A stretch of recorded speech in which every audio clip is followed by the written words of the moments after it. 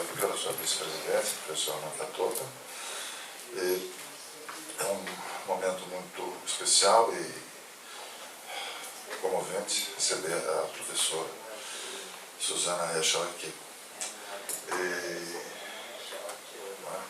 Eu gostaria de chamar a atenção para o título do nosso simpósio, que é Heschel, o Teólogo Poeta.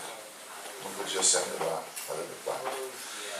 porque Heschel, além de dedicar a sua obra a reflexões sobre o judaísmo hoje, ele também se tornou um representante da tradição poética judaica, da Europa Oriental, do Yiddish. E a gente pode verificar nessa obra poética dele o que ela sempre faz. A poesia que representa uma síntese da sua personalidade, da sua atividade, do seu pensamento, do seu modo de existir. Como se fosse um fecho para realmente uma síntese da sua experiência, desde os tempos europeus, da tradição racídica, e também a poesia, que é a tradição filosófica judaica medieval, quando os poetas, os pensadores, os filósofos, todos eles eram também poetas, ou seja, poetas hebreus, e deixaram um marco na história da poesia europeia medieval e principalmente na história da língua e da poesia, da literatura hebraica, judaica.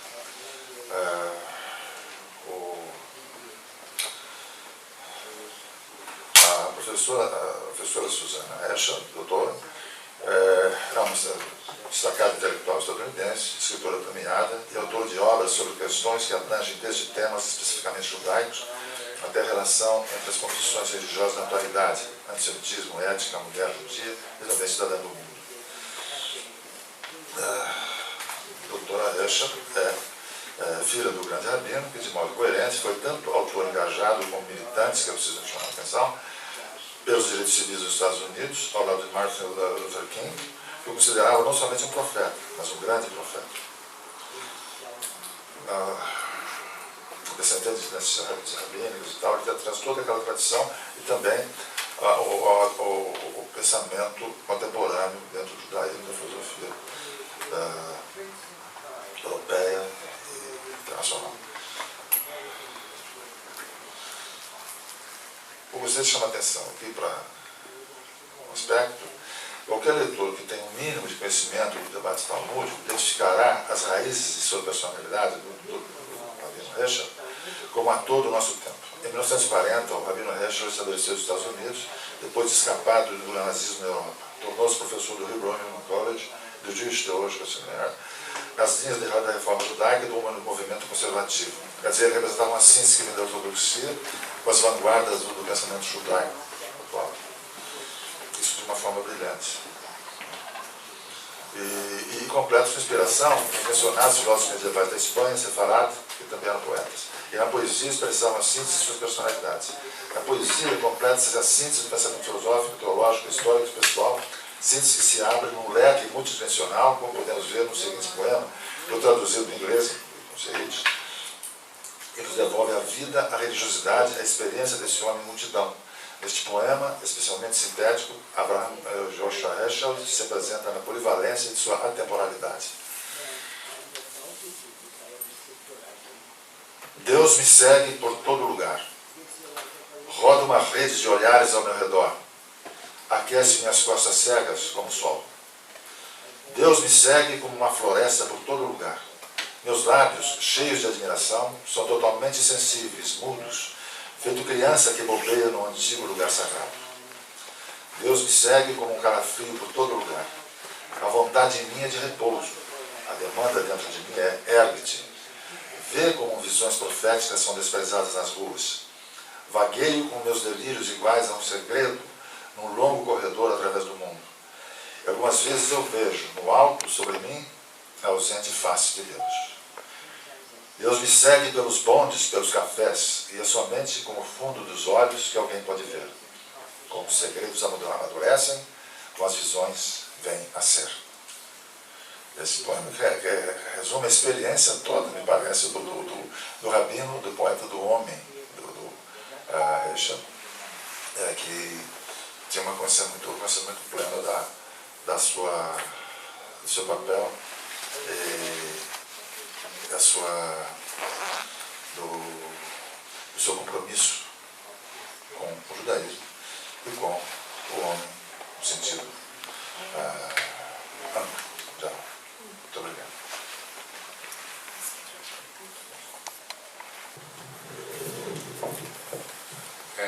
Certa vez, num documentário sobre Abraham Joshua Heschel, chamado Pray with My Legs, no qual a professora doutora Susannah Heschel dá vários depoimentos, ela, em certa altura, diz o seguinte, que muitas vezes a obra de Heschel foi mais bem entendida, ou mais bem aceita inicialmente no mundo católico, por exemplo, né, entre cristãos, do que no mundo judaico inicialmente.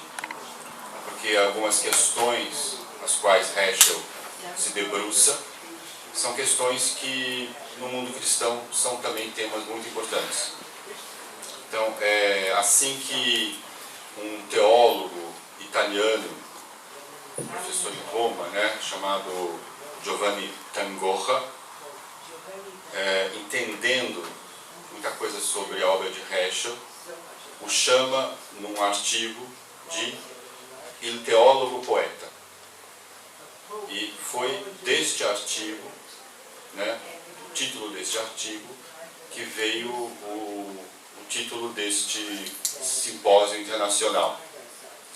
E eu tenho a impressão, como bem demonstrou o professor Moacir Amâncio, que essa ideia de teólogo poeta é uma tentativa, né, de abarcar a obra de Abraham Joshua Heschel, tão difícil de ser colocada numa caixa específica. Me lembro que Neil Gaiman,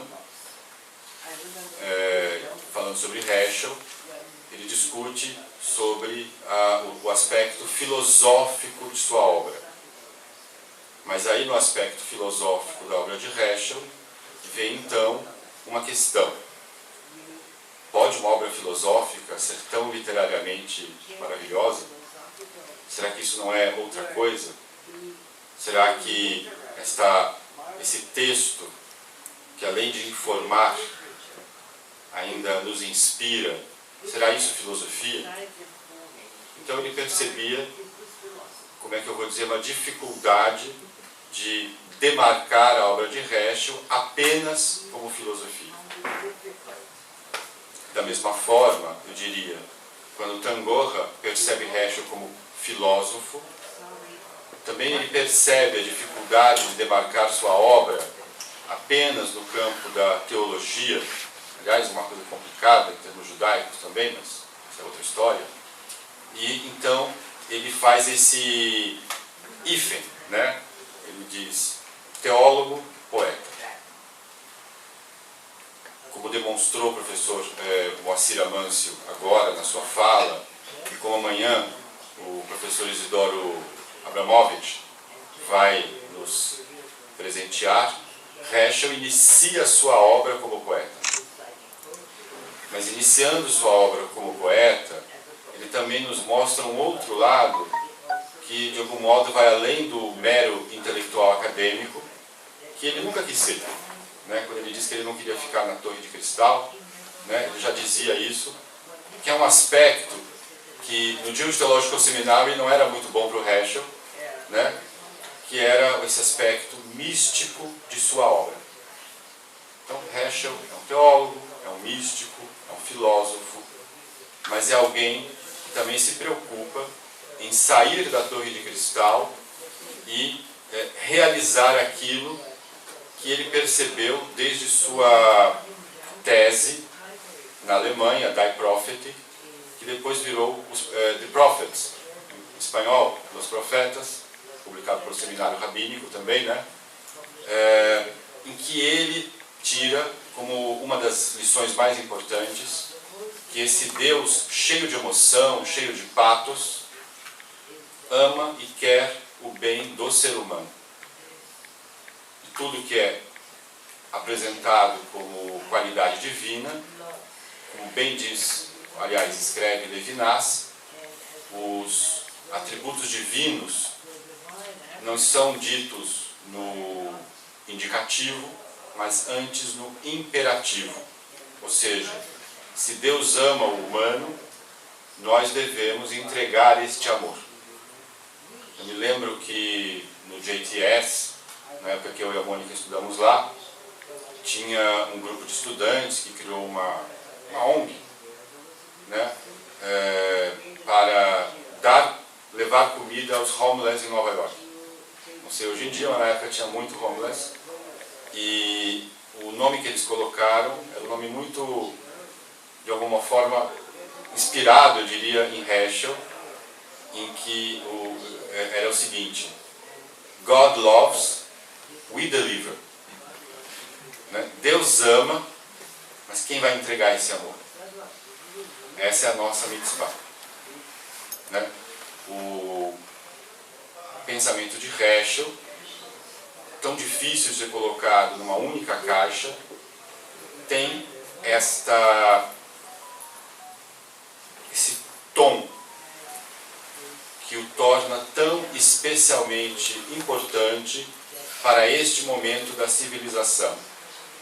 Heschel nos fala da urgência do humano, de um Deus que ama o humano, mas sobretudo numa época de radical desumanização, que certamente ele viu durante sua juventude, no Entre Guerras, que ele sofreu, né, como diz a professora doutora Susannah Heschel, ele nunca parou de estar de luto pelo desaparecimento não só da sua família imediata, mas do mundo judaico da Europa Oriental, aonde ele cresceu. Heschel é produto de vários encontros, e é por isso que essa obra, que não cabe numa única definição, será apresentada aqui por nós nesses dias em 4 momentos temáticos. Agora, nesse momento, com a professora Susannah Heschel, o humanismo ético-religioso de Abraham Joshua Heschel. Hoje à tarde, Heschel e a Bíblia. Amanhã de manhã, com o professor Ernesto Iata, né? O Heschel e o pensamento rabínico. E, ao final, teremos Heschel e o diálogo interreligioso, e a nossa cereja, né? No bolo sempre tem uma cereja. Teremos o professor Isidoro Abramovich, lá de Potsdam, nos presenteando com alguns poemas de Heschel, não apenas em português, mas como eles soariam em Yiddish. Né? Isso vai ser uma tentativa nossa aqui, singela, de homenagear este que foi um dos mais importantes pensadores judeus, eu não diria só do século XX, mas desta modernidade tardia e em crise em que nós estamos vivendo. Susannah Heschel, além de ser uma pesquisadora, uma erudita, uma scholar em temas judaicos, tanto nos aspectos da questão feminista, da questão de gênero, né, quanto uma estudiosa do Holocausto, do judaísmo alemão, né, ela também, não só por ter convivido de uma maneira muito próxima, muito íntima com Abraham Joshua Heschel, mas ela também é uma conhecedora profunda da obra de seu pai.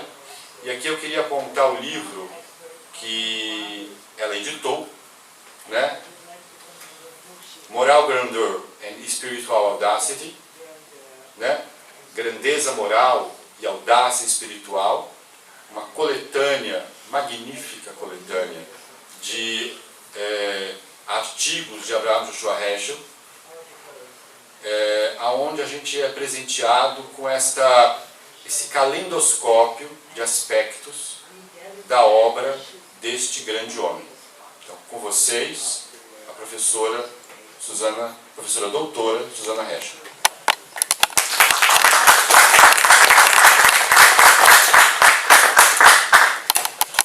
Thank you. Perhaps I should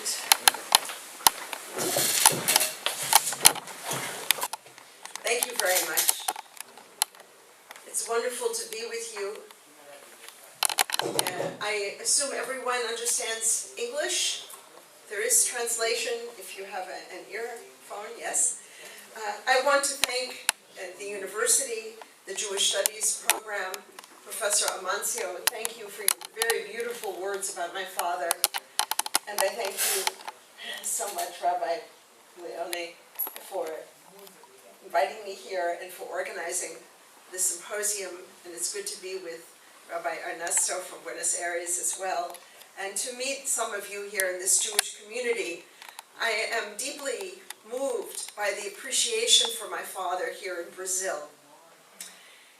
And I have to say that this tells me something about you as people of Brazil, that you understand and appreciate my father, that you are moved by his words. Because I think there are two kinds of people in the world, people who understand, who are moved by my father, and people who have not yet understood, and in a sense haven't yet understood themselves and what it is to be a human being, and all the depth that my father discusses. My father had incomparable breadth and understanding of Judaism in a way that is really remarkable. He wrote books on every aspect of Judaism, on the Bible, on rabbinics, medieval philosophy, medieval Kabbalah, on Hasidism, modern Jewish thought, philosophy, ethics. It's extraordinary what he was able to cover. One person who knew so much, more than any other modern Jewish thinker. He was immersed in Jewish texts. And in fact, to understand him means to have an understanding also of the Judaism that shaped my father. But it's more than that. He also changes how we read, what we read, how we think, what questions we ask. In so many ways, he turns our thinking upside down. Suddenly there's a new way of thinking, new questions to ask. And that's remarkable. When he was still a young man, he wrote a small book about the medieval Jewish philosopher Saadia Gaon. And in that book, called The Quest for Certainty in Saadia, he begins by saying that scholars should not simply try to understand a philosophical argument in a text, but rather to understand the text as a window to the author's soul. He did that with Saadia. He did that with his study of Maimonides, with the small book he wrote on Abravanel. He did that with Judaism. What is the soul of Judaism? And so he says, Saadia, for instance, a great philosopher, Saadia did not write philosophy just to be clever or to dispel doubts. Rather, Saadia had inner quandaries, inner troubles. He wasn't sure, for instance, if he could really believe in resurrection of the dead, Chias HaMesim. Saadia's philosophy, he says, was a personal quest. After all, he said, Saadia lived in an era in which there were crossroads of East and West, of Islam, of Judaism, of Persian influences. So many different claims. My father was very similar. And what he wrote about Saadia, we could say about him as well. What he writes is a window to his soul.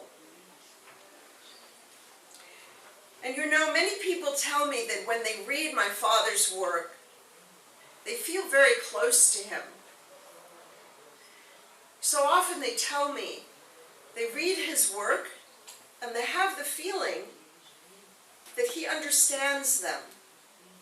He understands their problem, that he is speaking to us when we read his work. And I think that's because my father creates intimacy in his writings. He's intimate with the text that he writes about, but he's also intimate with the people that he knows will read his work. Because as he wrote, he had in his mind his readers. I think also that the intimacy comes because my father had an extraordinary sensitivity to the difficulties that human beings have, all of us, in our lives. He had difficulties too. And I will tell you that he was never shy about listening to other people's problems. People would come to him, he would listen. He never cut anyone off. He never turned away, no matter how terrible the trouble was. I felt always that I could talk to him about anything, and he listened. There's an intimacy that he had that comes from Hasidism, that comes from the Hasidic understanding of what it means to be a rabbi, to be a rebbe, a Hasidic rebbe. What is it to be a rebbe that's different from being a rabbi? And there's a story that my father used to tell me often, and that he mentions also in his writings. It's about the Abdurav, Abraham Joshua Heschel, the person for whom my father was named, who lived in Ukraine in the early 19th century. Maybe you know this story, you've read my father's work. People would come to the Abdurav, he lived at the end in Mezhbish, they would come to him all day, one after another, and they would tell him their problems and ask him to pray for them, for a sick child, to get a job, think about poverty, sickness.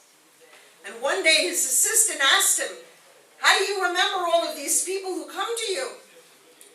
And the Abdurav answered and said, when someone comes to me and they tell me their problems, I open my heart and I let all of their sorrows come inside my heart and they make a scar in my heart.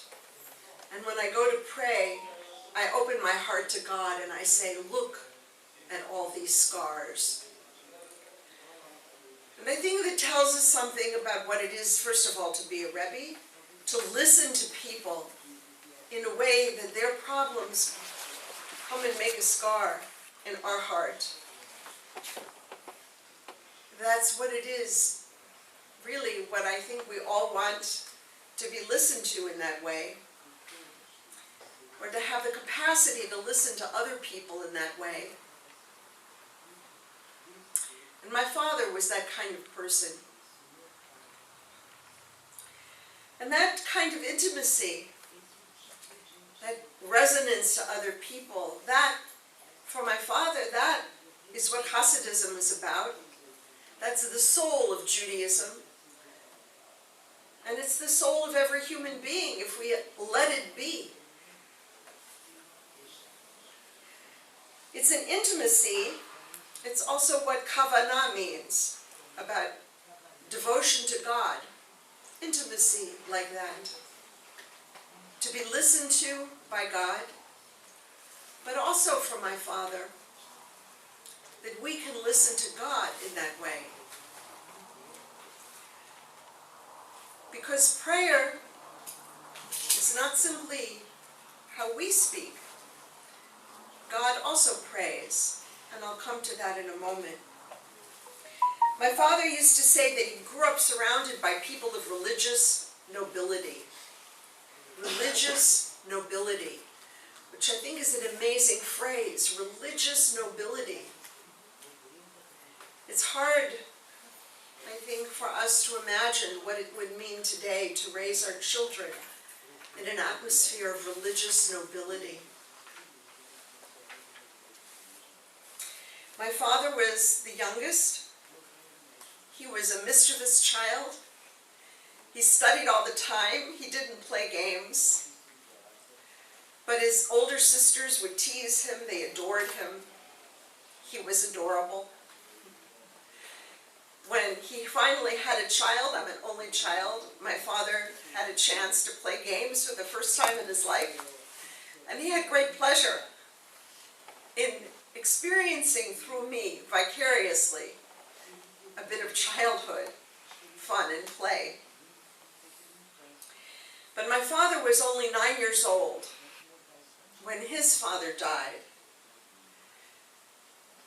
And that scarred him, that left him with a longing that he told me always he wished he could talk to his father once again.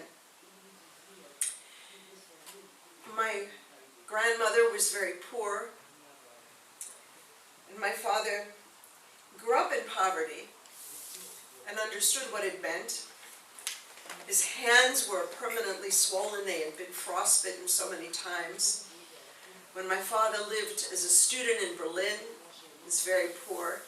He subsisted on potatoes for many, many years. But he studied constantly, all his life, day and night. My father was never without a book, always. My father didn't believe in entertainment.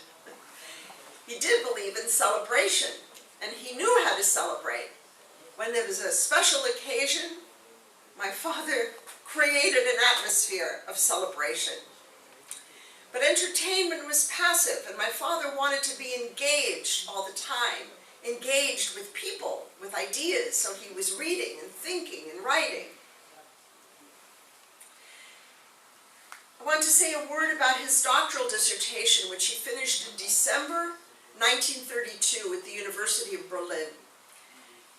It's a unique book because he took on German Protestant biblical scholarship, and he criticized it severely in a way that he never did after that. But it's a very severe criticism of how Bible scholars fail to understand the Bible. I'll give you an example. My father told me that he went to a class one day, and they were studying the prophet Isaiah. And this was a class at the Reform Rabbinical School taught by a Jewish professor, but with the same mentality of biblical scholarship. And you know Isaiah says, Nachamu, Nachamu Ami, comfort ye my people. Beautiful. But the professor said, this is a mistake. The scribe writing down the words wrote down Nachamu, comfort ye, and then he must have been distracted. He turned away, and he came back, and he forgot that he wrote down Nachamu, so he wrote it again, Nachamu. And so he took his pen, the professor, and crossed it out. It's a mistake. A scribal error. My father told this as an example of the absence of any sense of the poetry, of the text, the beauty, and the way the Bible speaks to us. Nachamu, Nachamu Ami. the voice is missing when you cross it out. Scholars don't understand. And so, about the prophets. There's a long tradition, begins really in the 1890s in Germany, of Protestant Bible scholars who said that the prophets, we go like this in America, I don't know if you do this here, the prophets were a little bit off, yeah? Not quite normal. What did they do? They fell on the ground, they were ecstatic, they lost consciousness, they didn't know what they were saying.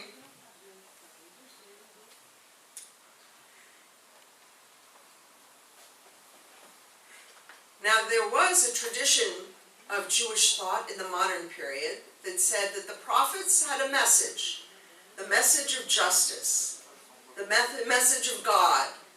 They called it ethical monotheism. But it was very dry, that message. So my father's critique was directed against the Protestants and against the Jews, and said we have to find another way to understand the prophets. So his dissertation was a sharp critique of really all that had been written about the prophets until that point, and instead a presentation of Jewish understanding. What are Jewish understandings of the prophets? And here my father drew on an old rabbinic expression, idea, tzorach gavoha, which means a divine need, that God needs us. Tzorach gavoha. And this my father called divine pathos. His point is that we can't read the Bible with the terminology of Aristotle, of divine omnipotence, of divine omniscience, because the Bible understands God differently. That God needs us, that God responds to us, that God is resonant to human beings. Now that dissertation was finally published a few years later by the Polish Academy of Arts and Letters, so that my father could receive his PhD. It was already the time of Hitler, and my father was trying to leave Germany. There was a possibility of a rabbinical school in Prague. Didn't happen. My father was deported with all the Polish Jews from Germany in October 1938. Then came Kristallnacht. My father was in Warsaw with his mother and sisters. And then at the last minute, he said, as a brand plucked from the fire, he received a visa to come to the United States, thanks to the president of Hebrew Union College in Cincinnati, Julian Morgenstern. My father spent the war years in Cincinnati, trying to save his mother, his sisters, his extended family, and friends. He was alone. He lived in a room in the dormitory. He had a little refrigerator because he couldn't eat the food in the cafeteria. It wasn't kosher. It was a Reform seminary. And then after the war, he moved to New York City. He met my mother, and he started writing one book after another in English. And in a very short time, in just a few years, he published one book after another. It was amazing. Now, I would say that my father's work is as dramatic, let's say, as that of Freud. Changes the way we think entirely about what it is to be a human being. It's also a radical break with Jewish thought. And I want to give you some examples. One of my father's most important books, and a book that he loved more than any other, was the book that he wrote in Hebrew, Torah min hashamayim ve'es bagloria shel hadarot, which was just reissued in Israel in 3 volumes. It was a book that he loved writing, and he wrote actually in a very short period of time because he knew all the sources in his head. And that's why there are some errors in the footnotes, the wrong page. Maybe he didn't remember the page number, but he remembered the text.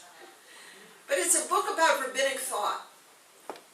Now look, usually when Jews study Talmud, they read the legal parts and they skip the passages that are stories or that have a little moral statement. They skip it. It's called Agadah. But my father says, no, it's in the Agadah portions of the Talmud where we find Jewish theology. Jewish theology, people used to say all the time, there is no such thing. No such thing as Jewish theology. I used to hear this growing up as a child. My father called himself a Jewish theologian. And then people said, there is no such thing. It was confusing to me as a child sometimes. But for my father, these passages of Jewish theology were of profound importance. He recovered them for us. He writes, a major root of the tragedy in our living by halakha, by Jewish law, lies in our detachment from the intellectual, moral, and spiritual teachings of Judaism. And yet at the same time, he's not saying we give up halakha. He says to give up halakha would be spiritual suicide, he says. Halakha, however, is not the central issue of this generation. And this is something that my father asked himself. He survived. 6 million were killed, including his mother, his sisters. And he asked himself, what is the mandate for my life? There was one time as a child I was doing my homework, and I suddenly thought to myself, I have a life. It's mine. I can do anything. I can study anything. I can travel. I can go anywhere. I have my life. And I immediately went to tell my father with great excitement, I have a life. And my father said to me, yes, but what will you do with it? Life is not a gift, he wrote. It's a mandate. And my father felt that very much after the war. His writing changed, his topics changed, because he asked himself, what is my mandate? What does the world need from me right now? What do the Jews need from me? But what does the whole world need from me right now? Why was I saved? For what purpose?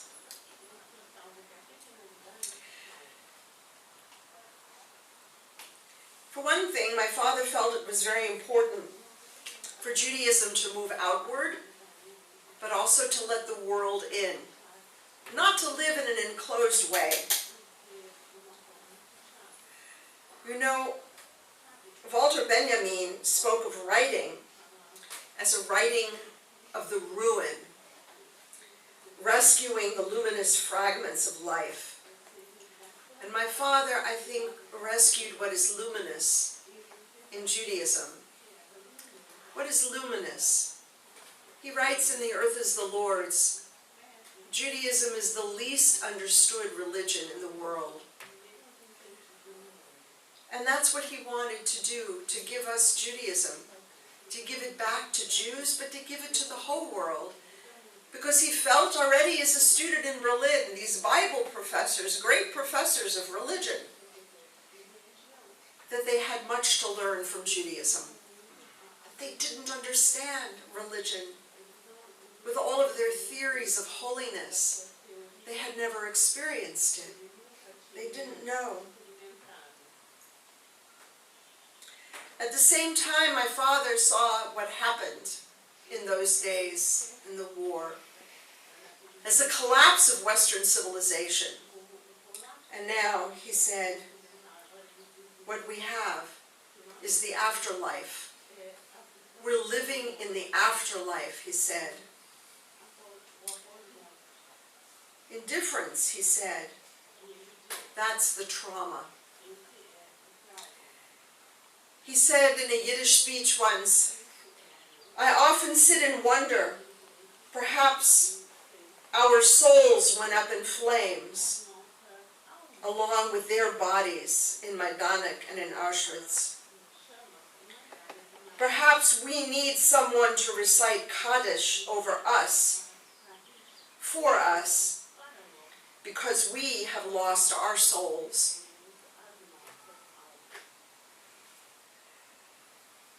Kaddish over us for our indifference. And yet, at the same time, he said, melancholy would be moral cowardice. We cannot sit immersed in our trauma. Moral cowardice. The opposite of good, he wrote, is not evil. The opposite of good is indifference. To sit in the trauma, to sit in the afterlife, and make it a trauma of personal suffering is moral cowardice.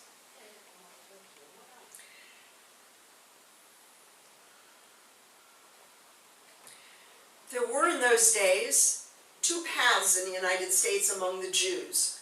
There was the path of Meir Kahane, who said, never again to the Jews. And there was the path of my father, who said, never again to any human being.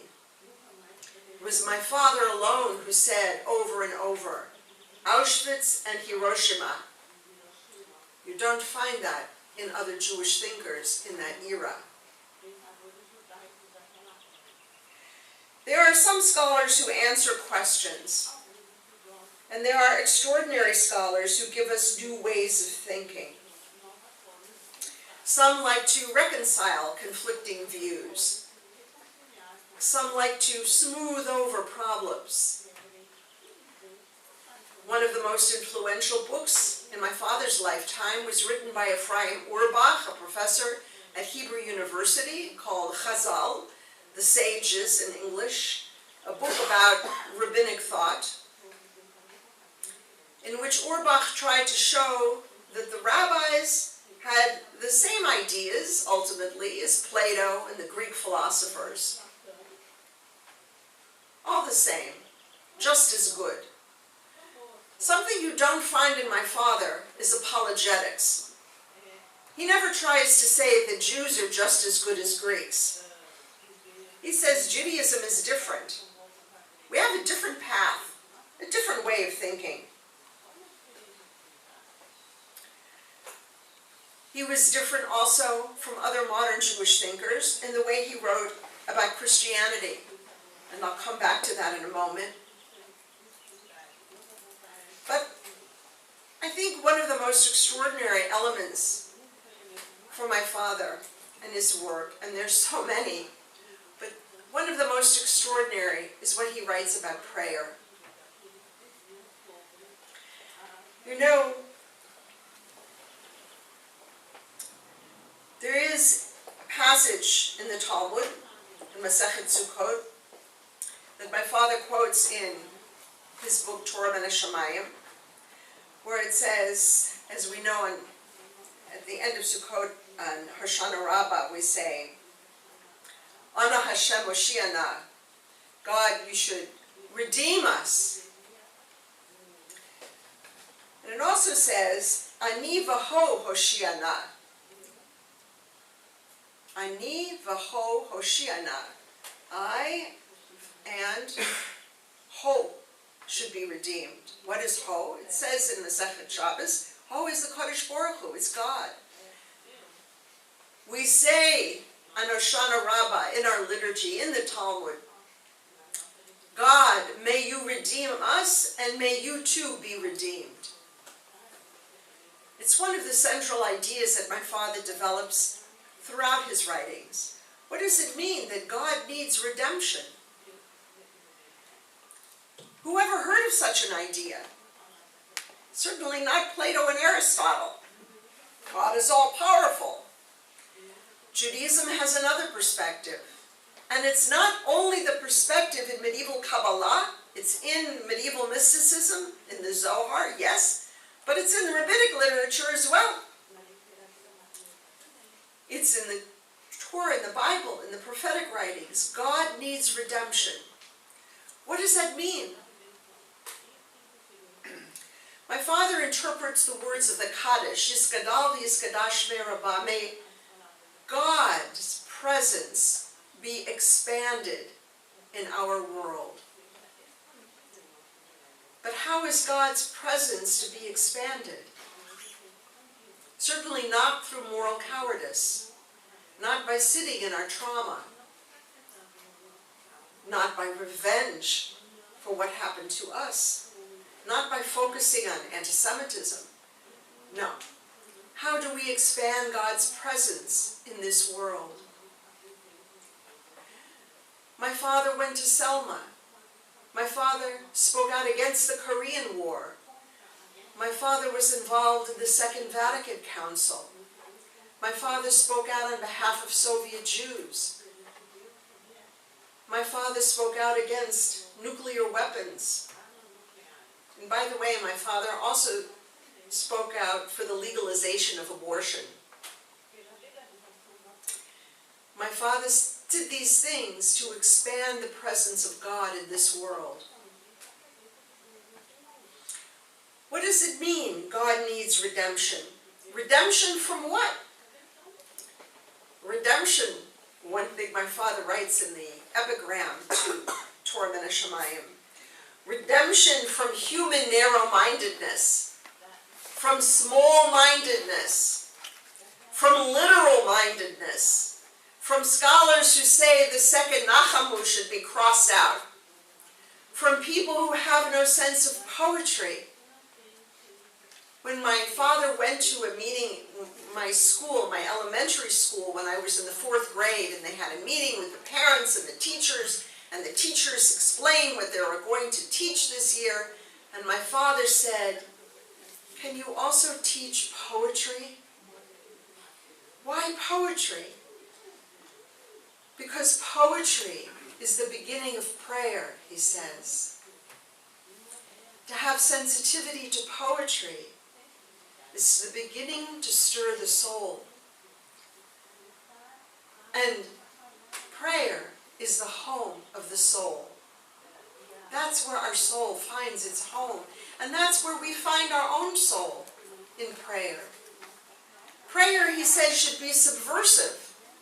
Subversive, you know, in those days, to use the word subversive, that was the word associated with hippies, with rebels. It's not a word that a Jewish theologian used, but he did it deliberately. What is subversive?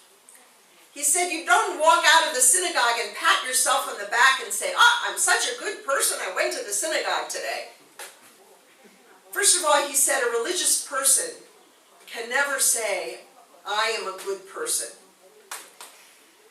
Because a religious person is never satisfied, but always dissatisfied in saying, I need to do more. I need to work harder, pray harder, think more deeply, be more sensitive. So prayer should shake us up, make us ask ourselves, how am I living? What kind of life is this? Where is my mandate? So, he says, it's human narrow-mindedness that causes the exile of the Shekhinah, of God's presence. Narrow-mindedness, passivity, moral cowardice, entertainment. Now, at the same time, my father urged all of us, in a Hasidic way, that Judaism, our religious expression, has to be authentic to who we are. He takes this from the Kotzker Rebbe, whom he wrote a book about in Yiddish, my father's last book. And the Kotzker says, you can't be Jewish just like you can't wear someone else's shoes. My father says too, Judaism has to be authentic to who you are. You can't be Jewish just like your grandparents to imitate others, because that, he writes, that would be spiritual plagiarism. Spiritual plagiarism. A major issue for us today. Spiritual plagiarism. Yes, it's nostalgic sometimes to be Jewish like our great-grandparents were in Poland in the 19th century, to wear the clothing and so on. Is that really the mandate for today? Is that what Judaism has to offer the world? Because Judaism ultimately has a mandate too. Rescued from the war. So we can't be Jewish like everyone else, and my father was inherently pluralistic. There must be many ways of being Jewish and many ways of being religious. He said in an interview, you wouldn't go into a museum. Imagine you go in and all the paintings are identical. Every painting is unique. Every person is unique. Every face is unique. And so too religiously. He gives us new ways of thinking about being religious, but he tells us you have to begin by knowing who you are. If your Judaism is to be authentic. Who am I? Who am I? That's the main question that Hasidic Rebbes would ask. Who is this person, this unique individual? Religion, my father said, cannot be reduced to the categories of sociology and psychology. We need our own categories, our own ways of thinking. And by the way, the philosopher Ludwig Feuerbach, the German philosopher of the 19th century, was famous for saying that God is a human projection. And at the end of his life, he said, if you want to understand religion, you have to talk to religious people. Feuerbach recognized that. Understand how religious people experience being religious.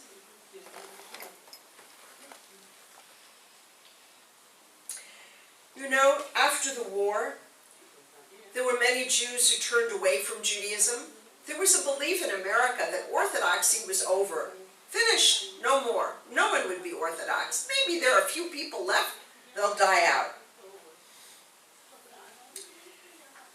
A lot of people said after the war, I can't believe in God. How can I believe in God? God is dead. My father said no. He writes that the sense of God's absence confronts us with our craving for submission. A craving to abdicate our responsibility, transferring that responsibility to God. Now that's unusual for a religious person to say that.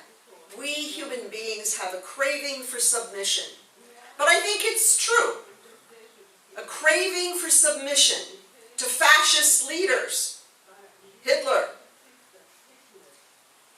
to leaders of cults like Donald Trump. You have one here too. It's all over the world. A craving to submit to a leader. But you know it's unusual for someone who believes in halakha and Jewish observance, Jewish law, to speak this way. We're supposed to submit to the law, no? Jewish law. No, my father says. That becomes a craving to abdicate our responsibility, to transfer our responsibility to God.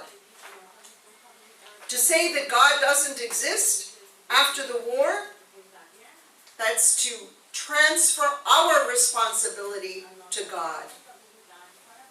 Judaism, he says, is a cure of the human condition that comes not through the submission to authority, but through its subversion, the power of knowing God's presence that undermines that submission and transfers to human beings the power that is ours.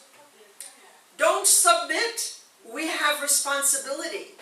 Yes, we would like to submit. And sometimes being Orthodox, being Haredi, it's a submission.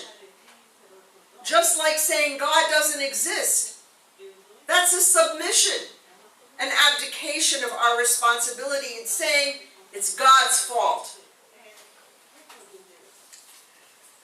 There are some who say that theology is a melancholic science, a work of mourning. My father says, melancholia is moral cowardice, an inability to ethically face up to the demands of the day. The demands of the day, the demands that we stop with this racism, that it is impossible for a Jew to live as a Jew in a racist society and do nothing about it. I cannot go to the synagogue and pray, my father said, and at the same time support that my government drops bombs on Vietnam and Cambodia and Laos, and drops napalm on children. Look at this world.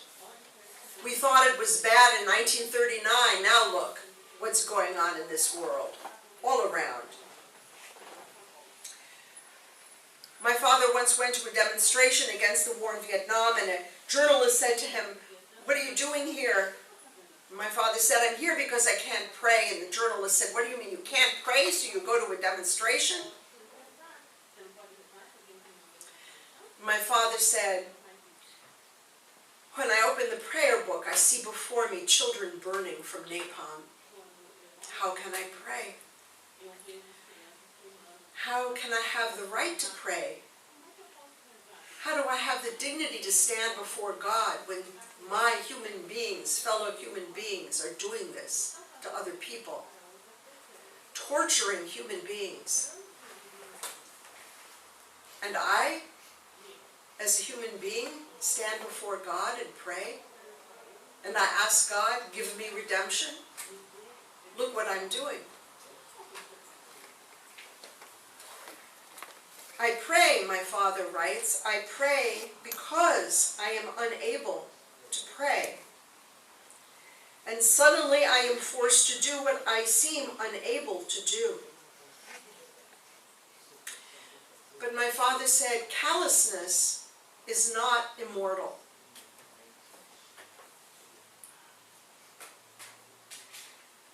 Sometimes there can be an end to callousness, sometime in the future. And one way is through prayer, to break through the callousness. My father writes, some souls are born with a scar.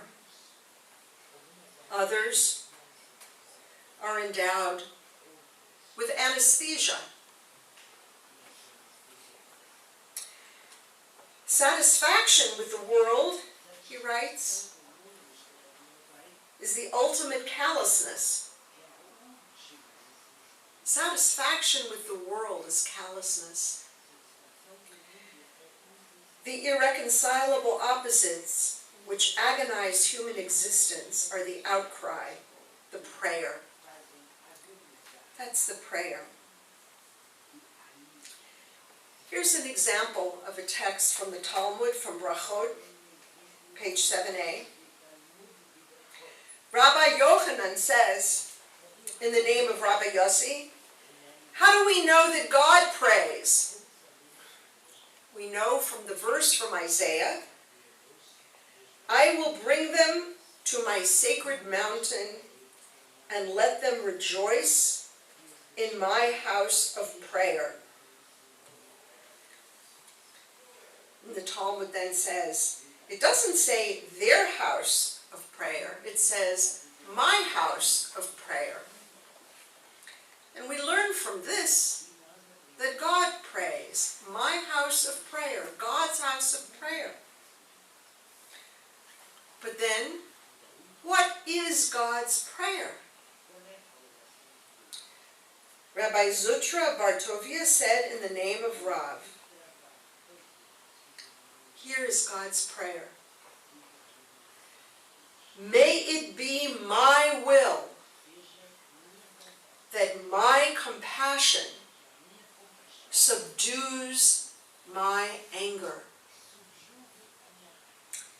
and that my mercy overcomes my other attributes, that I may deal compassionately with my children and meet them beyond the line of strict justice. That's remarkable prayer. This is how God prays. Prays for compassion, for mercy. Prayer then becomes what some like to call imitatio Dei, an imitation of God, being God-like to enter prayer. But prayer is not just words, and it's not just a moment. It's not just in the synagogue.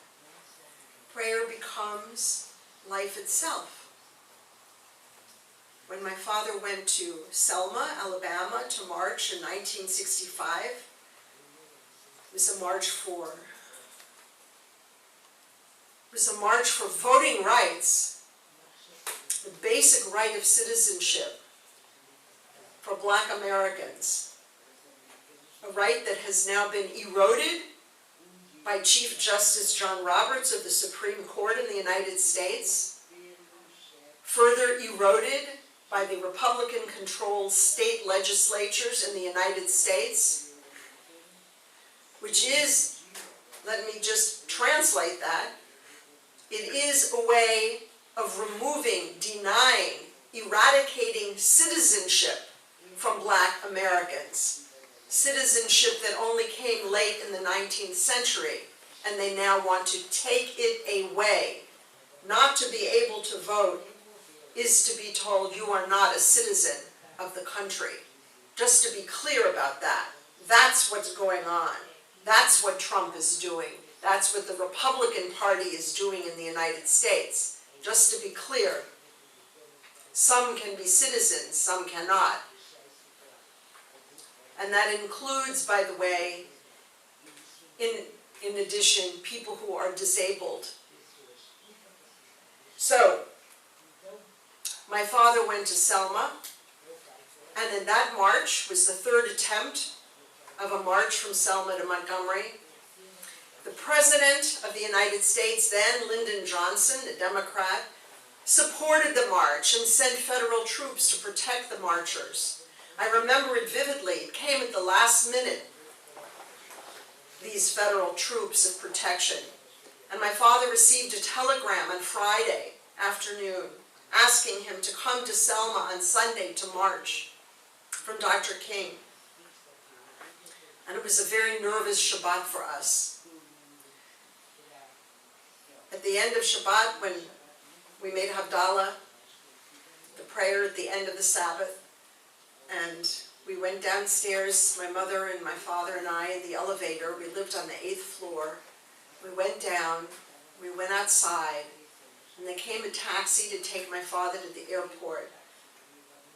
And he bent down and he kissed me goodbye, and I held on to that moment because I thought he might not come back, and that might be the last kiss I received from him. And when he came back from Selma, he said, I felt my legs were praying. Because to march for justice is also to pray.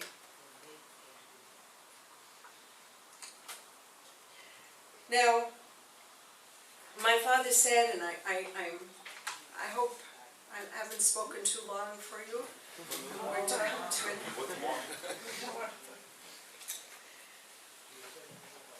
One of the things my father used to often say in his lectures, if you want to know God, sharpen your sense of the human. Sharpen your sense of the human. It actually echoes a medieval 13th century commentary of Bachya ben Asha, Rabbeinu Bachya, not Bachya ben Pakuda, but Rabbeinu Bachya's commentary. It's a commentary he wrote on a passage from the book of Genesis, the very beginning of it. And he says there, know your souls, and you will also know your God. In a sense, it's like saying, know yourself. Be authentic to who you are. And what's interesting is that it's similar to a hadith that was quoted by Sufis, in which the Prophet Muhammad says, he who knows himself knows his Lord. You know yourself, you know God. You want to know God? Sharpen your sense of the human. God prays for compassion, for mercy. Why? Mercy on us, compassion for us. God prays for us, for our well-being. And that too is intimacy. A Hasidic Rebbe, Pinchas of Koritz, taught that prayer itself is God. Prayer is God, he says. And my father writes in one of his essays, the issue of prayer is not prayer, the issue of prayer is God. He says there is something which is far greater than my desire to pray, namely, God's desire that I pray. God's desire that I pray. It's an extraordinary sentence that our prayer fulfills God's desire. But it is, in a sense, the leitmotif of my father's writings, that God is in search of us, that God needs us, tzorach gavoha, that this is what Judaism has come to teach us and to teach the world. You know, much of my father's writings after the war, when he turns away from studies of medieval thought or of the Bible to his own theological writings in English, much of his writings has what is called a paratactic structure. Aphorisms, pitgamim, something that Theodor Adorno, the German philosopher, saw as mirroring the fragmentation of the world. But it's also that an aphorism is like a metaphor. It demands engagement and response. There may be different ways to interpret a metaphor, but we are asked by a metaphor to come in to the metaphor, to join. It's how a metaphor is different from a symbol. My father doesn't write arguments. That's not his style. It's not his goal. He isn't trying to convince us through arguments, but rather to encourage us to be open to new ways of thinking. Not just of thinking, but of new dimensions, of aspects of our lives that we sometimes neglect. A new way of thinking about the meaning of who I am. What is my purpose? What is my mandate? How can I leave this a better world than it was when I first arrived? What is my obligation? Because, in fact, for my father, that is the heart of being a Jew, not to submit to divine authority, not to submit to the absence of God, no, but to be engaged, to celebrate our lives, but to realize also that life is a mandate, not simply a gift, but a mandate, an obligation. I was going to also talk to you a bit about my father's work in interfaith issues, but I think that the time is enough now for me to stop talking. But I do want to just say that here in Brazil, I think it would be especially interesting for many of you to read my father's essay, No Religion is an Island, which is a very unique approach to understanding our relations as Jews, especially with Christianity, but also with Islam. And when you do that, when you read that essay, I want you to look at the very end of the essay. The essay ends with a quotation from an 18th century Orthodox rabbi named Yaakov Emden, and then concludes with some of my father's own words. But please note that my father has the longest quote in that essay from this 18th century Orthodox rabbi, because he was so embracing of Christianity and Islam in his work, even more so than the liberal Jewish thinkers of the 19th and early 20th century. There's a richness, my father's telling all of us. There's a richness to classical Jewish texts if we only pay attention and listen to what they have to say and bring them to the world. And I think that's what he felt was one of the important mandates of his own life. Thank you, and I look forward to your questions and comments.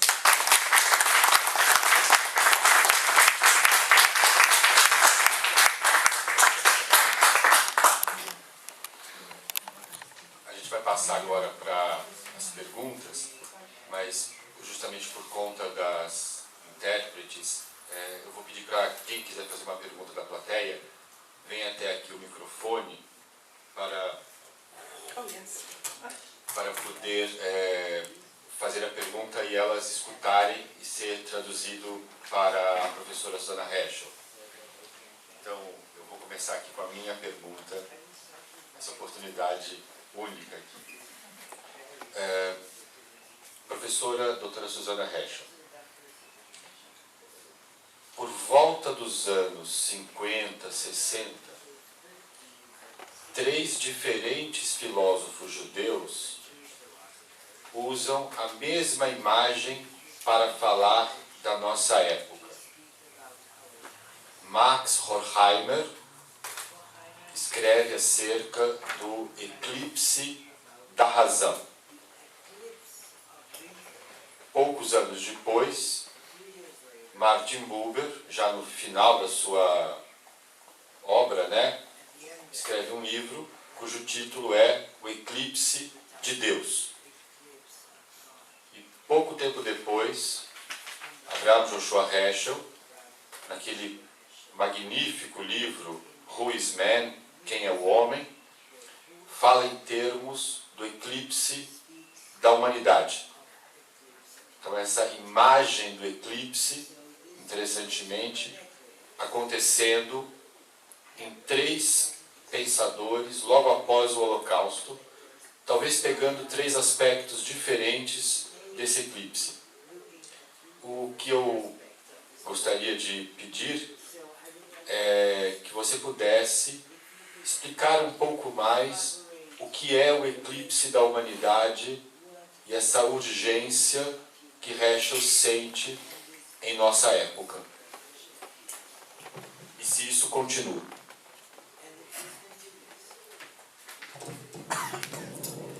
Thank you, Rabbi Leone. It's a very interesting question, and I think the metaphor that's used of eclipse means that it is temporary, that it is not forever. An eclipse comes and an eclipse goes. But it's interesting to put the 3 together. Eclipse of reason, eclipse of God, eclipse of humanity. So Horkheimer, in the dialectic of enlightenment, feels that there is another element to the enlightenment than reason. There's also the element of the irrational, and that fascism was the triumph of the irrational over the rational. So it was an eclipse of reason. If reason were to come back and triumph, we would not have fascism. I think it's too simple. And I think what we're seeing today around the world with the fascination with fascism, growing fascism, we see that it's more than an eclipse of reason.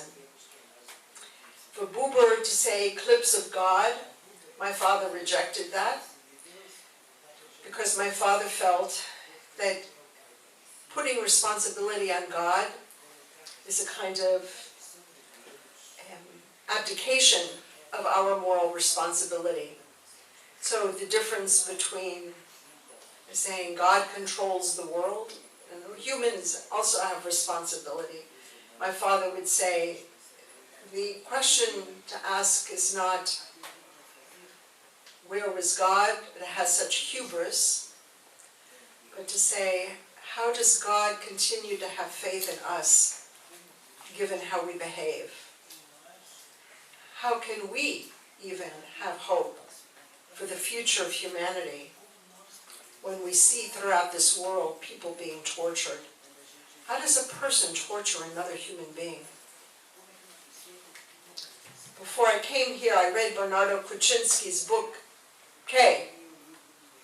That book has changed my life. I will have all my students read that book.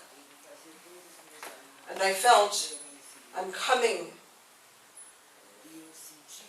to a country that is a swamp of blood. How can you kill your own children? I don't mean you understand, I'm talking about the dictatorship. How can they kill their own children like this? And Kuczynski writes there, you know, the Nazis wrote down the name of each person who came to a concentration camp. You can go to a memorial, you can go to Auschwitz. And here, they call it disappear, murder, disappear. No memorial, no name, no responsibility. No one wrote down a name. How can that be? How can people behave this way? So that's why my father said it's an eclipse of humanity. And he said eclipse because he had a little hope that it doesn't have to be that way.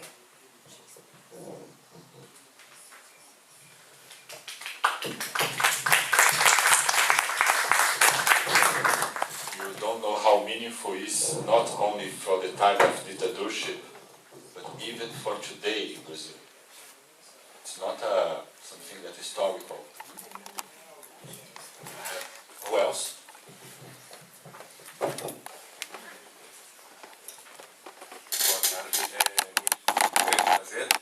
Eu gostaria de perguntar, ao longo da obra do seu pai, ele realiza diálogos e críticas com muitos sistemas de pensamento, pensadores contemporâneos e anteriores a ele, mas dificilmente seu pai cita o nome das pessoas com quem ele está dialogando. Por quê?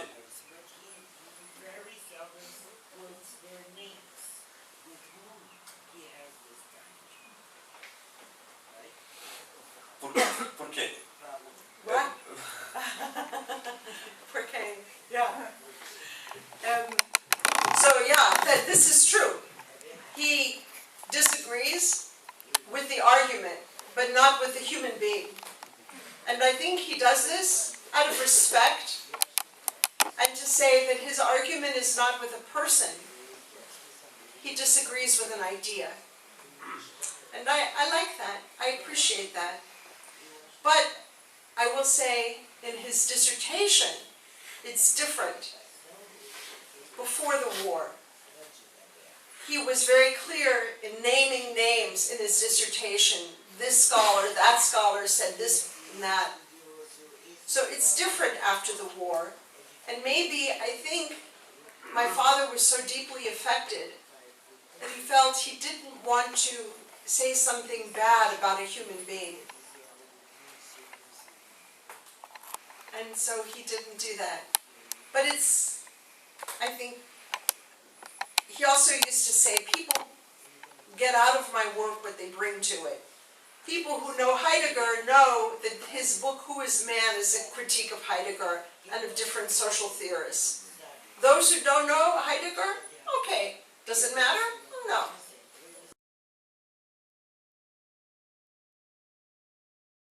so much for your talk. It was really inspiring. I'm curious about this idea of mandate, because the way I understand Judaism, it's more of a set of rules of conduct that tell you what to do in the micro decisions of life, what to do, what not to do, and then in the end of life, someone can say, that was your impact. That's how you change the world or not. The idea of mandate, I think, I'm not a scholar on that, but I think more of Christianity, Protestantism, and Catholicism. Like people have missions or don't have missions. So I'm wondering, my question is how this idea of mandate clashes with the idea of the small micro-ethical decisions that we have to do, like go to Selma, not go to Selma.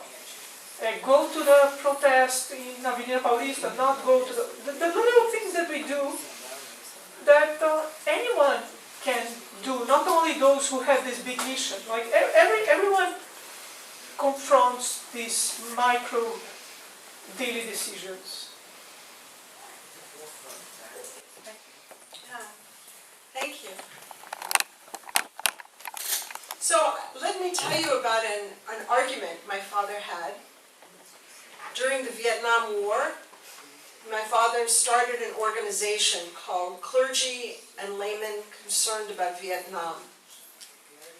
And he started it because Seymour Melman, a professor at Columbia, had gathered material demonstrating the war crimes that the United States was committing. That this was no longer a war with a political purpose and military strategy. It was a war of daily crimes, of dropping bombs, of destroying land, of killing people. And that's what made my father decide he had to oppose the war. My father was not a pacifist, but this war was wrong. And during that period of time, so this is, by the way, a very intense period in my father's life, 1963 to 1968 in particular. But that year, 1965, was an extraordinary year for my father. It was the year he spent 2 months, we spent 2 months in Israel. My father was traveling and lecturing in Israel. It was the year he founded that anti-war organization. It was the year he gave the lecture, No Religion is an Island. It was the year that the Second Vatican Council issued Nostra Aetate. There was a lot in that year. But during that time, my father had an argument with Father Daniel Berrigan and his brother, who was also a priest, Philip Berrigan. They used to come to our home, especially Daniel Berrigan, for Shabbat dinner. And his argument, Berrigan's argument, was that my father should commit civil disobedience and go to prison as a symbolic gesture. And my father said that he could accomplish more by not being in prison, but by talking to people, by lecturing, by going to colleges, by trying to convince people, by writing. So the question for my father was, what is the goal? What is the purpose here? I want to end the war. How do I do that most effectively in my life? To write, to speak out, to talk to people. What should I do? That was how he decided. Selma, my father was pretty fragile. He had a weak heart. He couldn't go as a freedom rider on a, you know what that is, on a bus where people were being beaten, and so he couldn't survive it. And Selma was, at that moment, actually more of a celebration than a protest, because the President of the United States supported the march. And that was a major political moment. But how do we make these decisions, what to do, we have to think about clearly what is the goal we want to accomplish, what am I able to do to accomplish that goal. But I think there's also a question of our own conscience. What do I need to do? What do I need to do to be able to live with myself? What do I have to do? And, you know,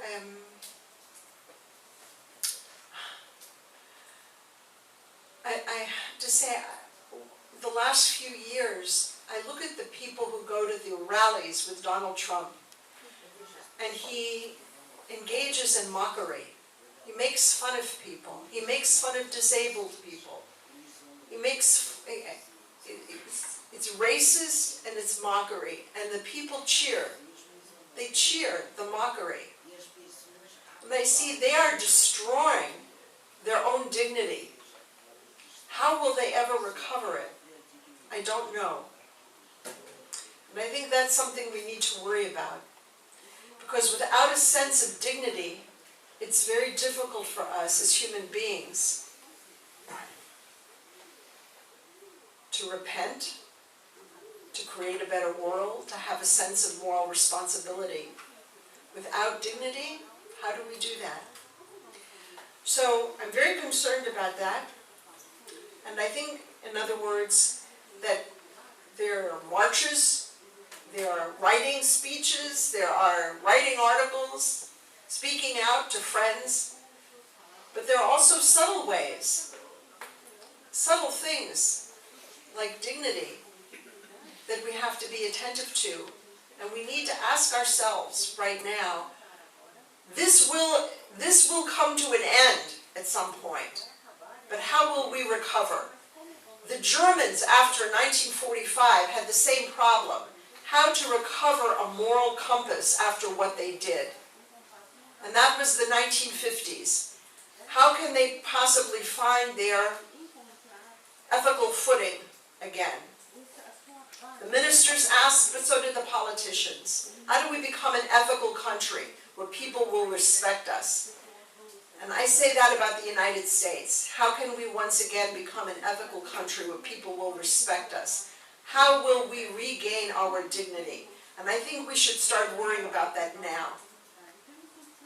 And it's very much a religious question. We should be asking our religious leaders, give us help, give us advice, what to do.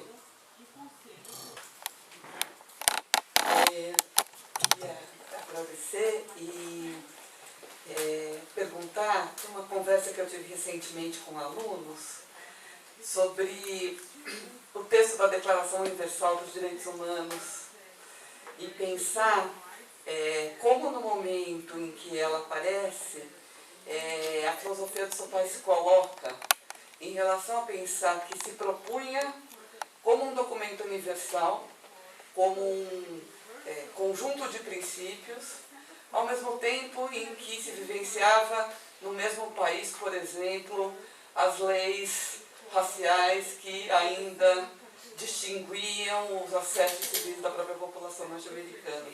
Então eu queria ouvir um pouco como, no conjunto desse movimento, essa oposição entre uma tentativa de um acordo político que teria uma dimensão universalizante se contrapunha imediatamente à realidade do dia a dia das próprias leis do país.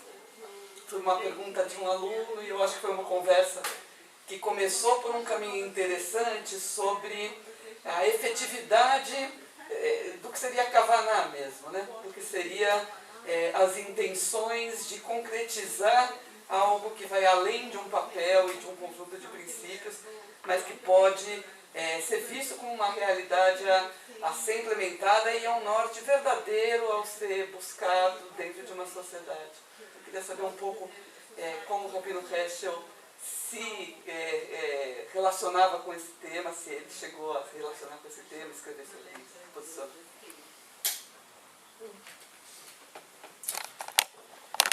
Yeah, so the United States didn't want to sign the Universal Declaration on Human Rights, because they said then they'll come after the United States for our racism, our Jim Crow laws.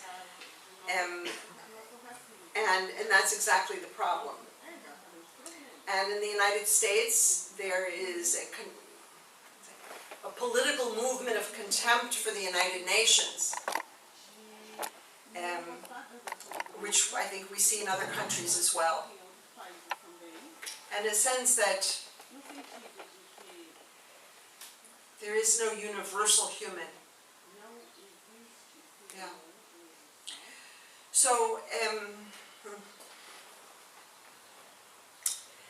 of course, that was anathema to my father.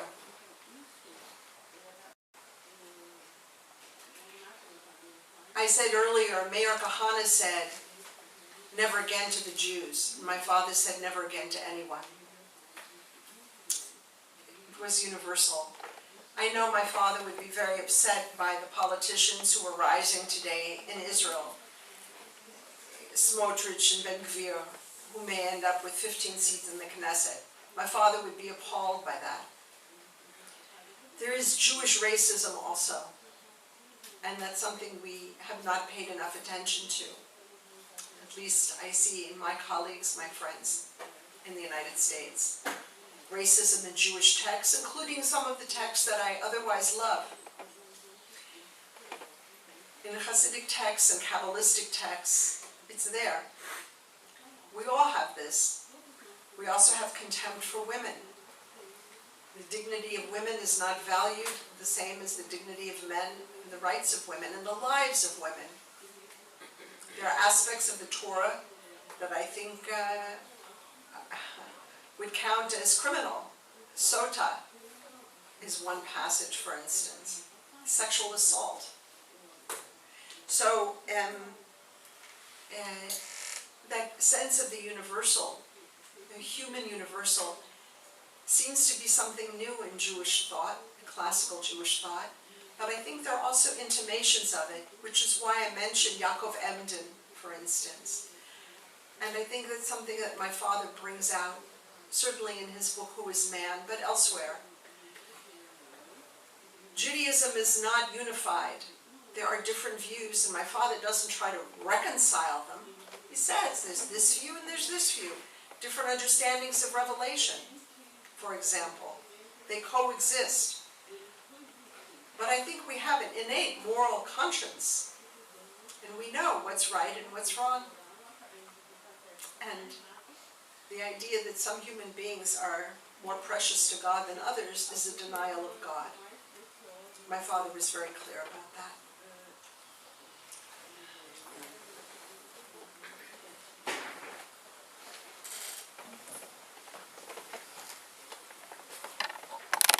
Professor Heschel, thanks for exploring the legacy of your father. My question is, in my country, like in yours, the Christian right uses politics to defend ideas clearly contrary to human values. My question is, how did your father construct such a humanitarian religious philosophy in a time when political theology was associated with Carl Schmitt and with this really negative ideas of religion?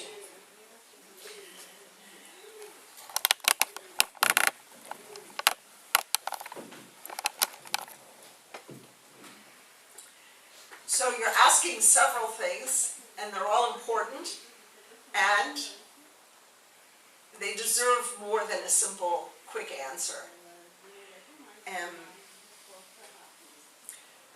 You know, by the way, that Carl Schmitt was very close to certain Christian leaders who supported Hitler, by the way.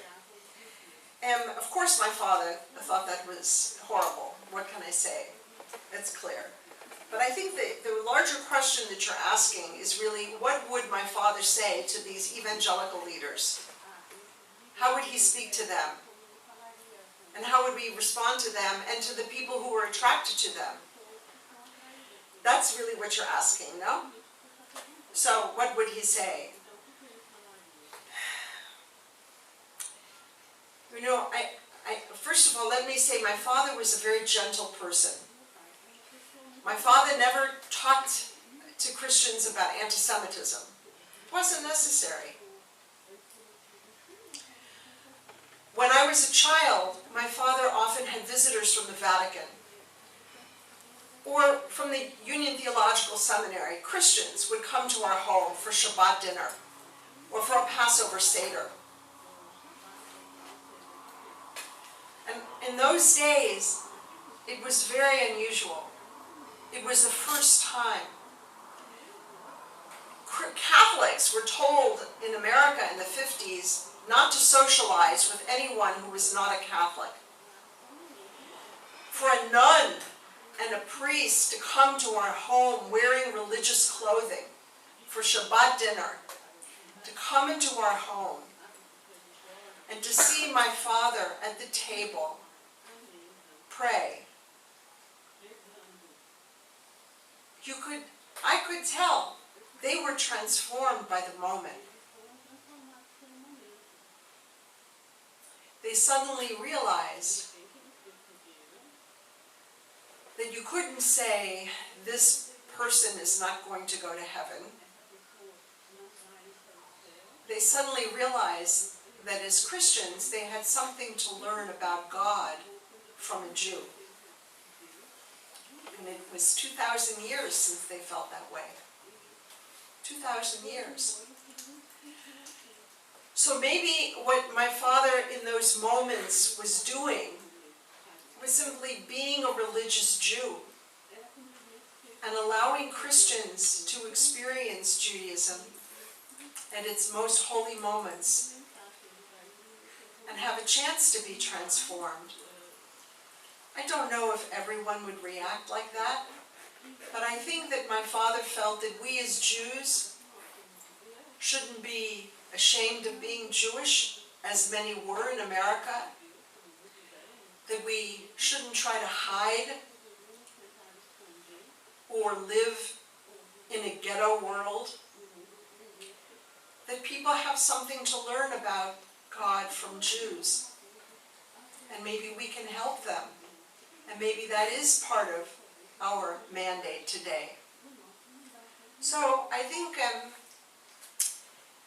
sometimes there is a longing among some of the evangelical Christians that I have experienced. I lived, for example, in Dallas, Texas for 3 years. I went to Israel every summer to recuperate.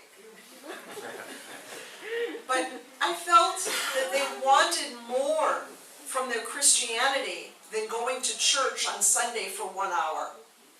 And they didn't know how to do it.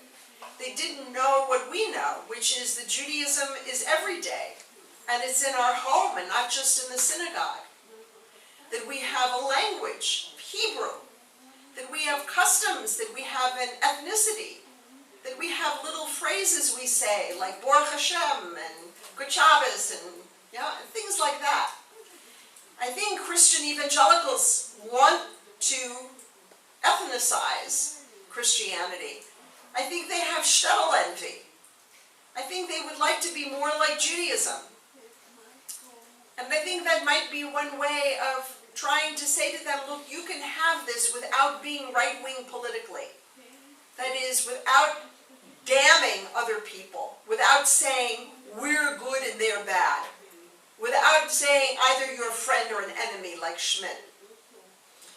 I think we can show it to them. And I think that they do long for that. So I say this because I do have some hope, even when I see people who are against everything I stand for. Still, I think we can't give up. And maybe there is a way of showing them that it's possible. Look, we as Jews, we have what they want. Community, we have ethnicity, we have everything that they want too. And we can embrace the whole world and not have that Schmittian friend-enemy. So that's just a small bit of a response on a very practical level. Thanks.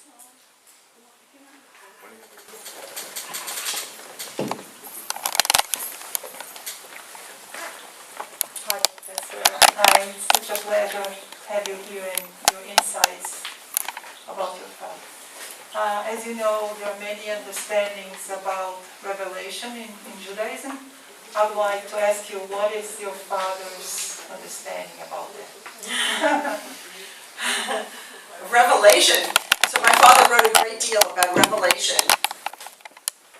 And one of the points that he makes in God in Search of Man and also in Torah and Shemayim, he says simply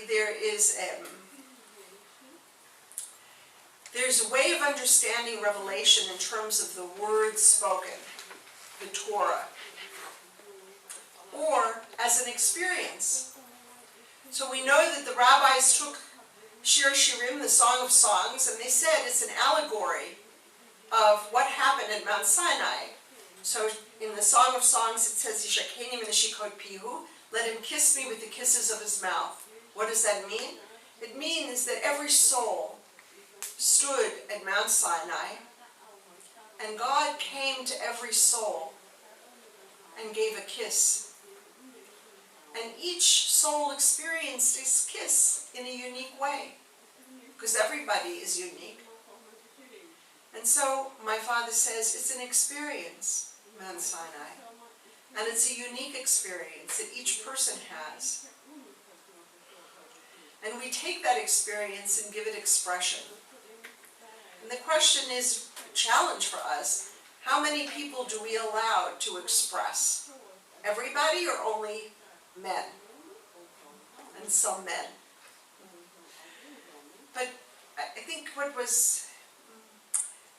So my father understood that actually it's not one or the other, that either it's Torah or it's experience, but rather the two coexist, and we can't have just one without the other. We can't have too much emphasis just on the law, or we become what he called religious behaviorists. We can't have Judaism just be a series of laws, and we can't just have experience, because that too would be an abdication and a kind of submission, as I mentioned earlier, a submission to law. No, it has to be an engagement. So it's about balance, and throughout his writings, my father's always talking about balance. There's some of this, and we need a bit of both. And each person has a slightly different balance, perhaps, but to have one without the other leads us into chaos or abyss even. But I would just say the best thing is to read his discussion of Revelation and God in Search of Man.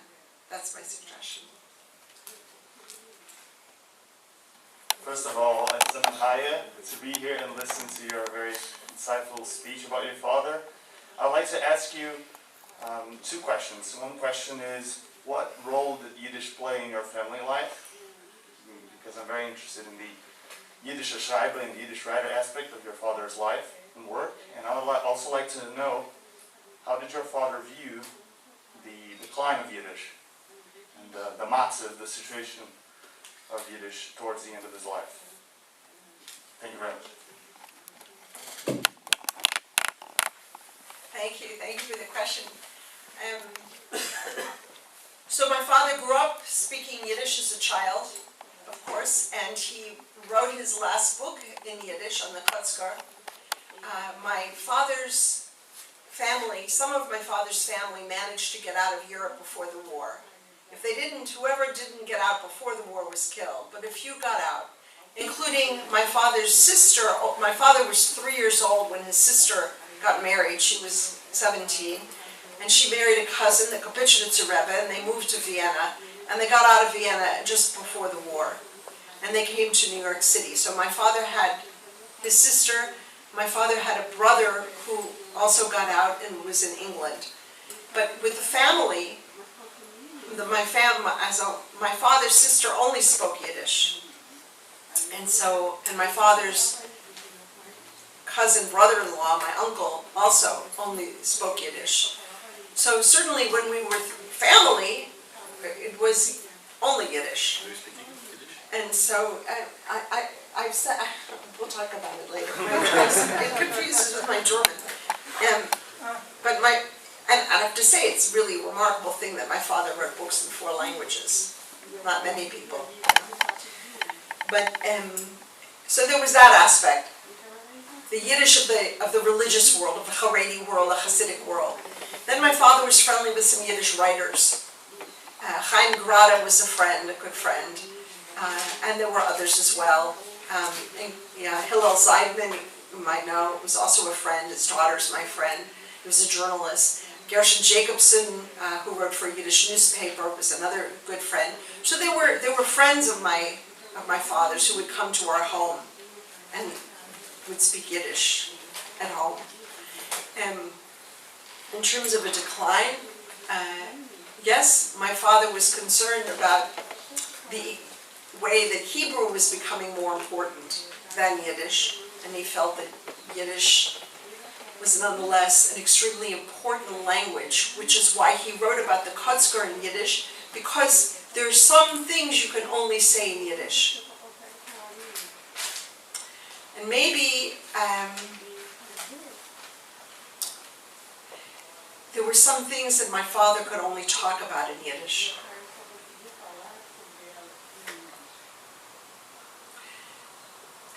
Just as I think is true for everybody, there's some things when you speak more than one language, there's some ideas, some words, some things you only feel you can say in that language and not in the other. My father never used the word Holocaust like that, or Shoah. He talked about what happened during the war. And he didn't address it directly very often, only occasionally. And when he did, it was in Yiddish. So of course, we can ask ourselves, why did he choose this language versus that language for certain books, certain ideas? After the war, my father never again wrote in German, and would never go to Germany, even though he was invited. Yeah. Adam. Did he write poetry in English? No. Only in Yiddish? And that was when he was actually in Vilna with a group of Yiddish poets, the Young Vilna group. Chaim Grada, Sutzkever, a few others were there. And that was a small book that he published with a dedication to his father. And he was often very, he felt shy about those poems. He didn't want them republished, he didn't want them translated, because he was very young then. And I think it's common to many of us when we look back at something we wrote when we were very young. Yes. He was, we often feel a little embarrassed. I wrote that, I was 19. Yes. Sí, em nome do Centro de Estudos Judaicos da USP, queria agradecer muitíssimo a brilhante e instigante conferência. E a minha pergunta é, seu pai, com essa visão de mundo universalista, o que ele pensava da ortodoxia contemporânea a ele, que tem essa visão tão particularista em relação aos judeus, e o que ele pensava desses pensadores ortodoxos ou rabinos ortodoxos? Thank you. One thing just occurs to me to mention in response to the previous question. Elie Wiesel, before he got married, lived in our neighborhood and was a good friend and used to come over on Shabbat afternoon and take a walk with my father, and then they would have tea. And with my father, they also spoke, he spoke Yiddish. They spoke Yiddish together. So that was another person. But at the Jewish Theological Seminary, and among Jewish studies academics, Yiddish was held in contempt. And so was Kabbalah, Hasidism. I was told as a child, half joking, say Shabbat Shalom to the professors, don't say Good Shabbos. And if I said Good Shabbos, they would say Shabbat Shalom. And it was almost as if it was anti-Zionist to say Yiddish. But to treat Yiddish that way was also terrible. It's a shanda. It's a shame. So what would my father say about contemporary orthodoxy? In my father's lifetime, he was criticized by Orthodox rabbis, especially when he became involved in the Second Vatican Council and ecumenical efforts. Now, Joseph Soloveitchik wrote an article called Confrontation that appeared in the journal Tradition that doesn't mention my father by name, but is attacking him, and says we cannot talk theology with Christians.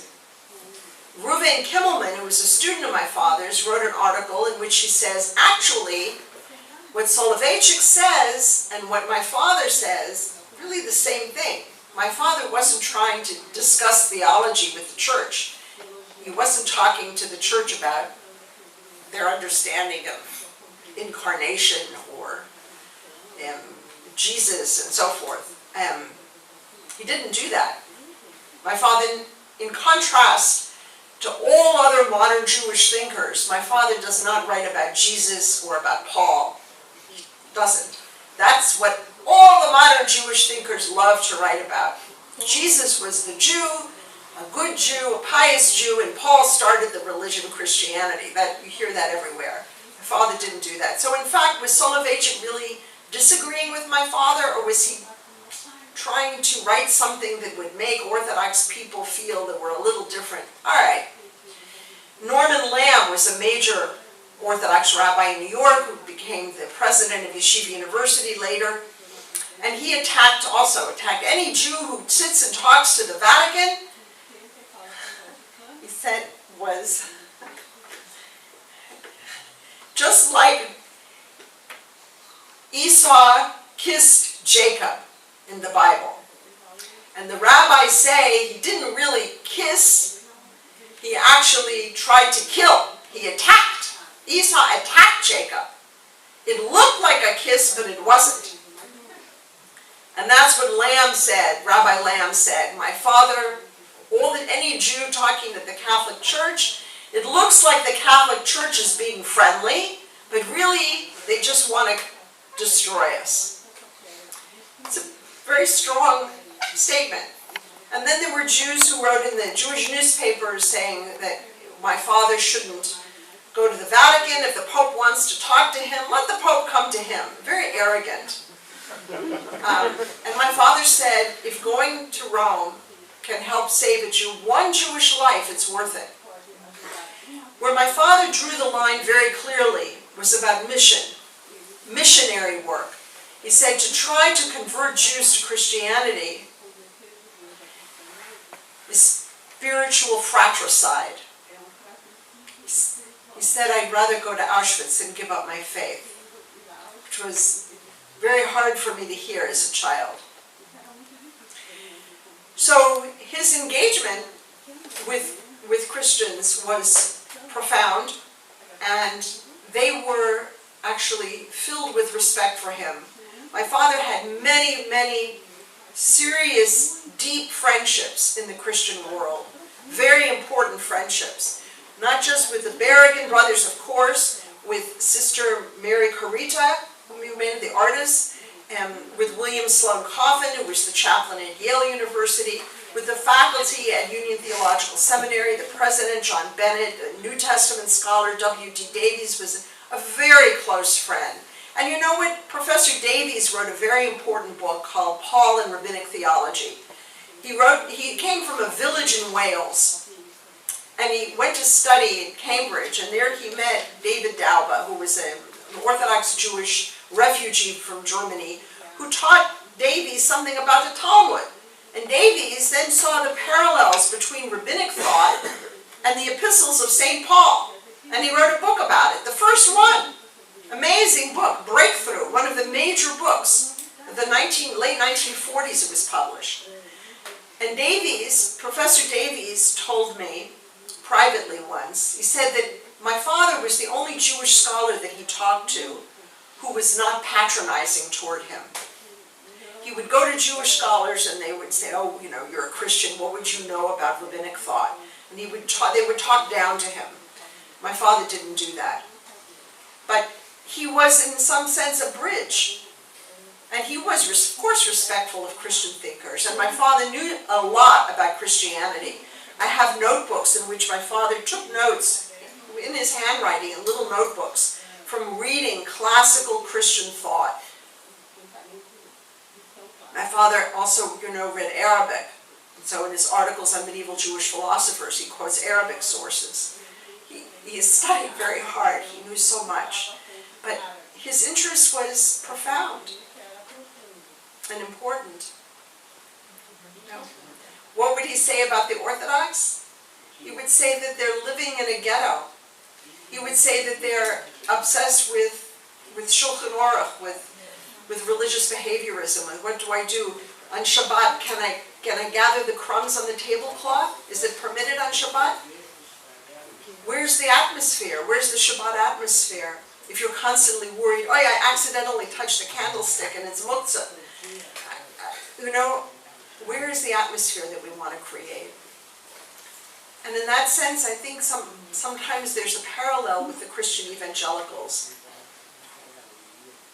They do long for something, but sometimes they don't know how to get there.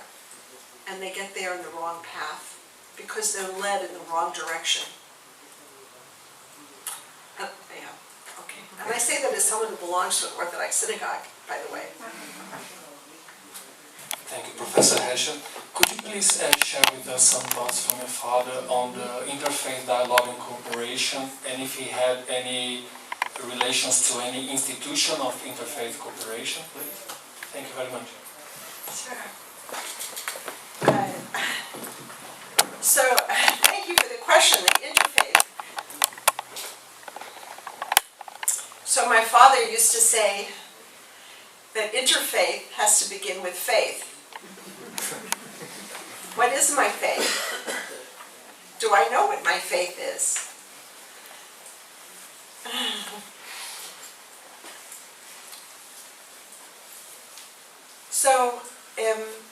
My father used to say the problem with interfaith is that too often the people who participate don't really know their own religion. So how can they begin to talk to others? He said sometimes, well, maybe you know, in this book, Moral Grandeur, there's an essay that begins with a funny story. My father says he was invited once to a conference to speak about God and Judaism. And he agreed, and then he got the program. And the program had the title of his lecture, The Idea of God in Judaism. God is not an idea. I had this experience myself when I was a graduate student, and a professor in class kept talking about the God idea. I'm not an idea either. I'm a person. I'm alive. I'm present. I'm here. And God is not just some idea. And once God becomes an idea, my father says, that's not faith anymore. So that was very important for my father to make that point. My father says in Torah Neshamayim, one of the main themes is, how do you make the transcendent immanent and the immanent transcendent? So how do you make the transcendent immanent? So God is transcendent, but how can you feel God's presence everywhere? How do you make God present when God is so remote and so transcendent? And so too, if God is, for us, feels immanent. My father used to joke about the Protestant theologian Paul Tillich. And so did Martin Luther King, who was another good friend. And my father, Tillich said, God is the ground of being. My father said, okay, so he's a ground of being. So fine, let him be the ground of being. Doesn't do anything. I'm not for, I'm not against. What does it matter? It doesn't mean anything. There's no command. There's no obligation. Ground of being, what does that mean? You don't march in Selma for a ground of being. You don't scream against the war in Vietnam for a ground of being. The prophets are not screaming in agony on behalf of the poor and the suffering. Ground of being, I don't think, will stop people torturing other human beings. What is it that keeps people from feeling themselves the agony of other human beings? That's the question. So, with interfaith too, if God has to command too, I want this to be a better world. I want this to be a world of justice. How do I make God's immanence transcendent? So my father always said, these are questions that face all human beings of all religions. And those are the kinds of questions we should talk about. What religious resources do we have to stop torture?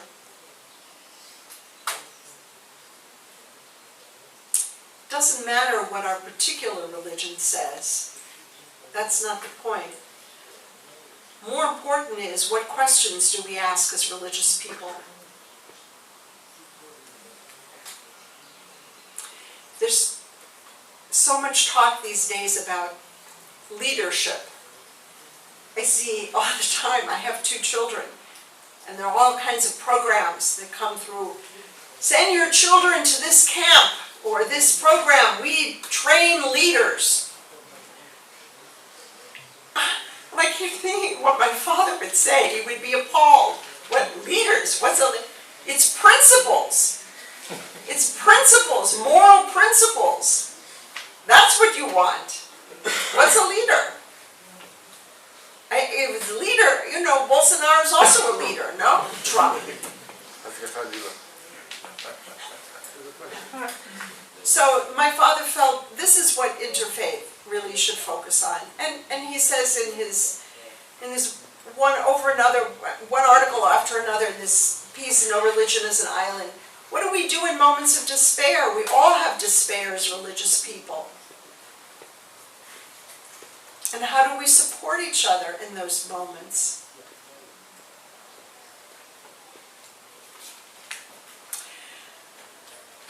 I just say one last thing. There's a prayer in the Shemona Esrei, in the major prayer in Judaism, where we speak of God resurrecting the dead. And you know, a lot of well-meaning liberal Jews say, I don't believe that the dead will be resurrected, including Sadia, who was not a liberal medieval philosopher. Okay. And so in some Reformed prayer books, they change it. Instead of God resurrects the dead, it says God resurrects everything, all. It's a call, no? Not the Mechaimis. Mechayak. And I think from my father, prayers aren't supposed to describe the world as it is, but to give expression to hope, to longing, to wishes. What could we want more than anything when someone we love dies, that they should come back to life? It's what we want. Prayer is an opportunity to speak in terms of hope and wish and longing. And that's why prayer, my father says, is the home for the soul. So I think interfaith for my father was about that. Where are our hopes and our wishes and our longings that we all share, we can focus on. And that's what should go on in synagogues and in churches. Let's speak of our longing, that this should be a world of justice. There should be no torture. There should be no poverty. There should be no racism. We long for that. We long for that for others and for ourselves. And because we can't possibly live a full human life when other people are suffering. So I think that's what interfaith should be for my father.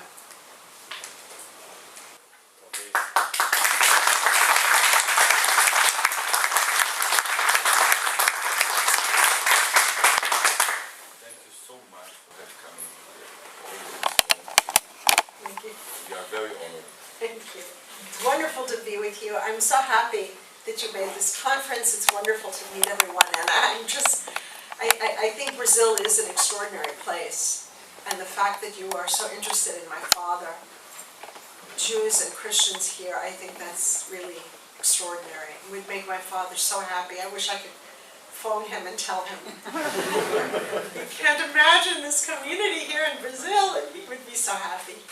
Thank you. Thank you very much.